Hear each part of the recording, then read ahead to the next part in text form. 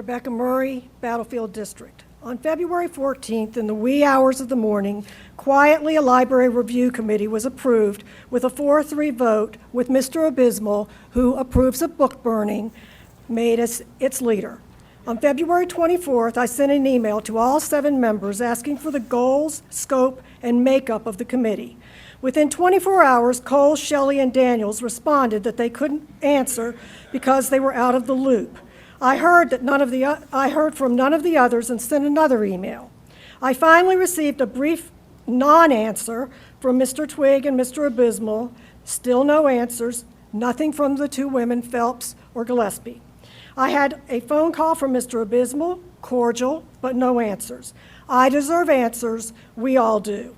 While Mr. Abuismail is making a show of speaking with students and citizens, please note that he continues to vote with the majority on every consequential motion.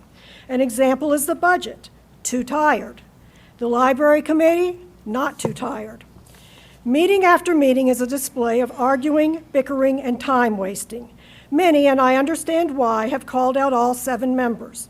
However, I suggest you take the time to really watch what's going on. Yes, Daniel, Shelley, and Cole are increasingly frustrated and appear angry.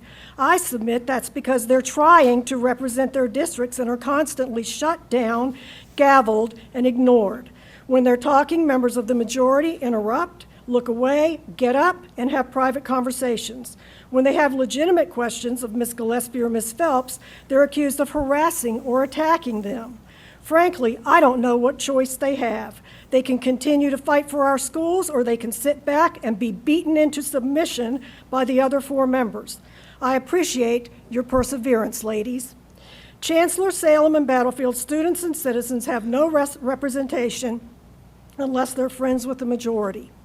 In closing, I suggest all in this room and watching from home pay close attention to the first reading of the motion about public comments.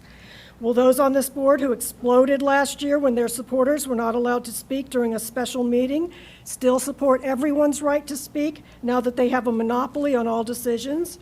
Always listen when they say the quiet parts out loud. Pay attention, folks. Mr. Twigg, usually we end up in the paper and on the news and on comic shows after or during our meetings. Tonight, we made the paper before our meetings. You have some explaining to do, Mr. Twigg. Thank you.